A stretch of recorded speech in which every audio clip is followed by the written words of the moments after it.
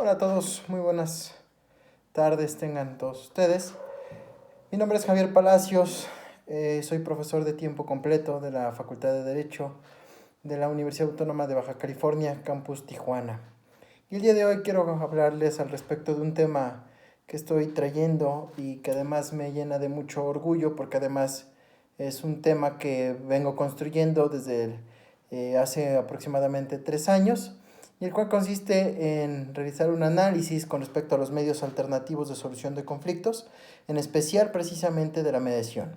Y el tema que traigo a colación a propósito de este tema es el constructo epistemológico de la mediación de acuerdo con la profesionalización de los métodos alternos de solución de conflictos.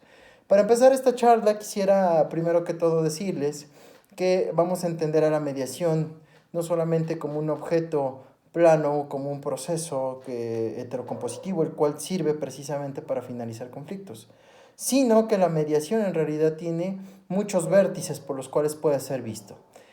Uno de ellos es precisamente verificar desde una perspectiva más científica, o mejor dicho, considerar a la mediación como una ciencia auxiliar precisamente del derecho con el fin de finalizar conflictos, es prácticamente verla desde muchas aristas. Se dice que la mediación en realidad no es un objeto plano. A diferencia de otras ciencias o de otras disciplinas, en este caso la mediación se puede ver desde un objeto piramidal, ¿no? Con muchos vértices. Para ser más específicos, son 3 vértices, los cuales retomo precisamente de una teoría, que es la teoría de Miguel de Reale, ¿no? Con respecto a lo que es la teoría concéntrica del derecho. Por esta razón, nosotros vamos a verificar a la mediación desde una perspectiva jus positivista, jus naturalista y desde luego también desde el realismo sociológico, jurídico. Por esta razón, quisiera empezar a informar a todos ustedes que la mediación también tiene ciertas condiciones, ciertas características con respecto a una teoría procesal. Para empezar, la mediación se dice que es el método heterocompositivo por virtud del cual un tercero ajeno al procedimiento dota de confort a las partes con el fin de que solucionen el conflicto. Sin embargo, dada una circunstancia muy importante en este sentido, entendemos que la mediación, si bien es cierto que existe un tercero imparcial que dota a todas a las partes de las herramientas necesarias y suficientes para que éstas puedan resolver o solucionar su conflicto, menos cierto también lo es que la mediación en realidad también puede ser autocompositiva, ¿no? Hay muchos autores que manejan o manifiestan que la mediación es autocompositiva. Sin embargo, la mediación también puede ser heterocompositiva y tenemos hasta cierto punto una duda con respecto a si que la mediación es heterocompositiva o la mediación es autocompositiva. Dada esta circunstancia, yo me encargué precisamente de hacer ahí un pequeño ajuste a la teoría procesal y acomodar a la mediación desde otra perspectiva. ¿Por qué razón? Porque yo estoy hablando más de una cuestión de gestión del conflicto que sobre todo hablar de solución o resolver un conflicto. ¿Por qué? Porque el conflicto en realidad lo que hace es utilizar a la empatía como medio y como vehículo principal para que las partes puedan en este sentido solucionar su conflicto, pero con un detalle. Quien realiza la gestión del conflicto en realidad no son las partes, sino en este caso es el facilitador o el mediador. Y bajo esta circunstancia, este paradigma, ¿no? Podemos afirmar que la mediación en realidad no es ni autocompositiva y tampoco es heterocompositiva. Por lo cual yo afirmo que la mediación en realidad tiene otra naturaleza teórico-procesal. O sea, que tenemos una perspectiva desde la teoría general del proceso involucrando a la mediación en realidad con una nueva forma de visualizar estas formas de determinación de los conflictos. Yo le he llamado precisamente la composición por gestión del conflicto. Y bajo esta temática, bajo esta tesitura, en realidad lo que tenemos es prácticamente algo muy interesante. O sea que la mediación no es ni auto ni heterocompositiva, en realidad tiene otra finalidad. Y por esta finalidad lo que nosotros debemos de entender es que la mediación tiene hasta cierto punto un constructo epistemológico, ¿no? El cual corresponde precisamente a generar generar cualidades nunca antes vistas por los métodos alternos. O sea que la mediación vista desde la forma o desde la composición a partir de gestión de conflictos, puede utilizar este constructo epistemológico. Y empezamos en el primer nivel. De acuerdo a la teoría concéntrica de Miguel de Reale, precisamente, nosotros tenemos que el iusnaturalismo es el primer nivel epistemológico, por ejemplo, del derecho. Por esa razón, yo afirmo que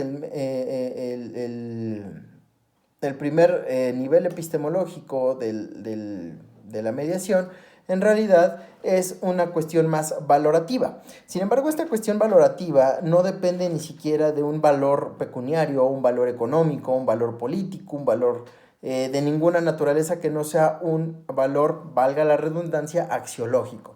Recordemos que la axiología es la ciencia que se encarga de estudiar valores, pero no los valores vistos como lo que acabo de comentar, sino los valores vistos como los fines que persigue precisamente una ciencia, una disciplina.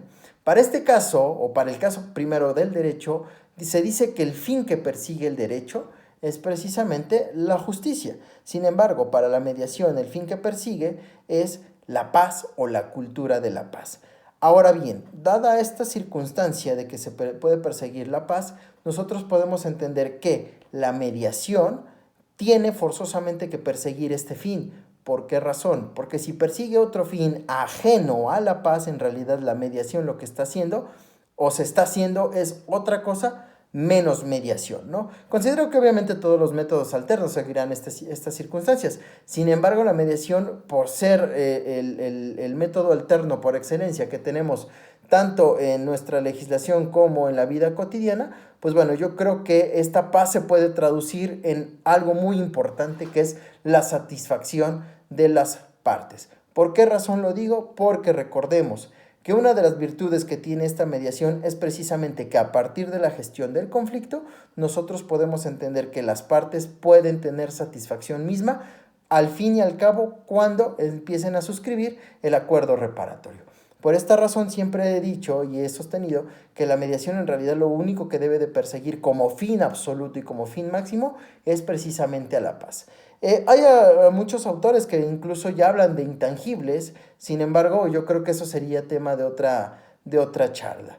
Por lo tanto, quiero pasar al segundo nivel epistemológico, que es precisamente una especie de positivismo.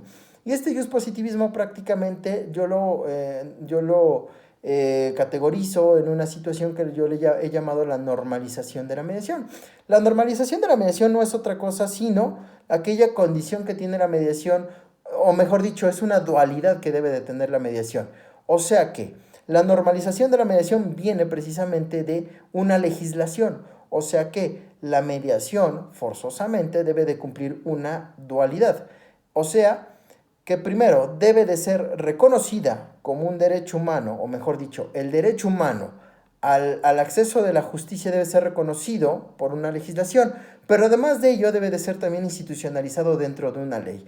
Y para el caso concreto de México tenemos una ley sumamente especial, o mejor dicho, donde debemos de mirar o voltear la mirada, y es precisamente la ley reglamentaria del artículo 17 de la Constitución Política de los Estados Unidos Mexicanos con respecto a la Ley Nacional de los Mecanismos Alternativos de Solución de Controversias en Materia Penal, donde precisamente nos da un catálogo muy interesante de principios precisamente que debe de perseguir estos procesos o estos métodos alternos, pero además también nos indican de qué forma debemos de llevar a cabo estos procesos de mediación. O sea que, en este caso, para entender que una mediación debe de ser normalizada, hablo de normalizada desde una perspectiva legislativa, insisto, no desde una perspectiva de cotidianeidad. ¿Por qué razón? Porque la normalización cotidiana en realidad tiene mucho que ver con otro tipo de circunstancias, más no precisamente de la mediación. Por esta razón yo hablo de que la mediación cumple estas dos funciones. Primero, que reconoce el derecho humano de acceso a la justicia a través de los métodos alternos, 17 constitucional, y que además está institucionalizada, Ley Nacional de Mecanismos Alternativos de Solución de Controversias.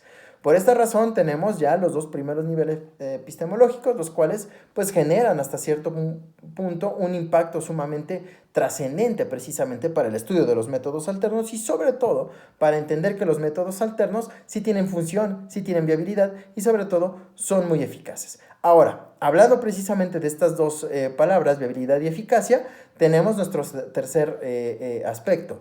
¿Por qué razón? Porque nosotros ya estamos frente a la cuestión de, como dice la teoría concéntrica, del realismo sociológico.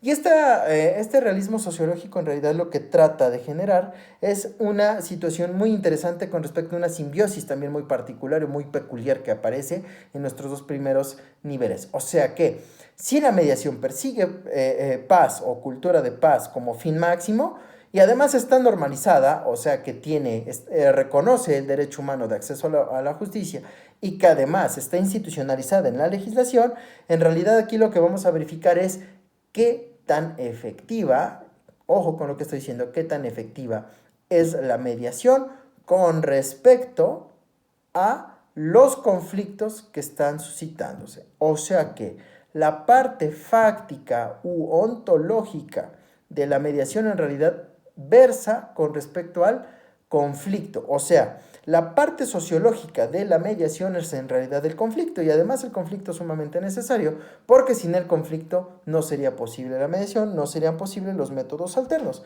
Bajo este paradigma, bajo esta circunstancia, nosotros podemos entender que los conflictos en realidad, además de ser la parte sociológica, lo que vamos a verificar es qué tan efectiva es esta mediación que persigue la paz y que además está institucionalizada, o mejor dicho, está normalizada, qué tan efectiva es para solucionar estos conflictos. O mejor dicho, de acuerdo a la teoría de Joseph Redorta, qué tan efectiva es para gestionar estos conflictos. O sea, que si una mediación cumple con estos tres niveles epistemológicos, en realidad tenemos un constructo científico a partir de, valga la redundancia, un constructo epistemológico de la mediación. Ahora bien, este constructo epistemológico en realidad trata muchísimo con respecto a la profesionalización de los métodos alternos. Recordemos, pues, que la profesionalización de los métodos alternos no solamente se circunscribe única y exclusivamente a profesionalizar a todas aquellas personas que son garantes precisamente de estos métodos alternos, o sea, que son operadores o que son facilitadores, o mejor dicho, mediadores, en una sola palabra, ¿no? Sino que en realidad aquí lo que nosotros tenemos que hacer es profesionalizar a los métodos alternos. ¿Por qué? Porque los métodos alternos en realidad se pueden entender ya como una ciencia, en este caso la mediación puede entenderse ya como una ciencia, y esta ciencia escrita precisamente a partir de este constructo epistemológico. Por tal motivo, la profesionalización de la mediación en este sentido tiene una trascendencia todavía más importante, ¿no?, que solamente profesionalizar a las personas que manipulan estos métodos alternos, o al menos la mediación, en el sentido siguiente: forzosamente nosotros tenemos que verificar qué tan efectivos son precisamente estos métodos alternos. Si nosotros tenemos estos métodos alternos como una condición muy importante y además profesionalizada, o sea, que nosotros deberíamos de darle la importancia necesaria y suficiente, en realidad lo que estamos haciendo es precisamente dotar de esta calidad a los métodos alternos como una base más profesional. No solamente verla como procesos, no solamente verla como una forma o un simple método, mecanismo o medio de solución de conflictos. En realidad, tiene una trascendencia todavía más importante esta situación. ¿De acuerdo? Por tal motivo, me atrevo a informarles o me atrevo a mencionar que estos métodos alternos, lo que nosotros tenemos es un reto todavía mayúsculo. ¿Por qué razón? Porque debemos de entender estos métodos alternos desde una cientificidad, pero además entendidos también bajo un constructo epistemológico. No me queda más que agradecerles nuevamente su atención y desde luego también el haberme escuchado en esta charla, y me pongo a sus órdenes por cualquier situación o sugerencia. Así que nuevamente muchísimas gracias y que la pasen muy bien.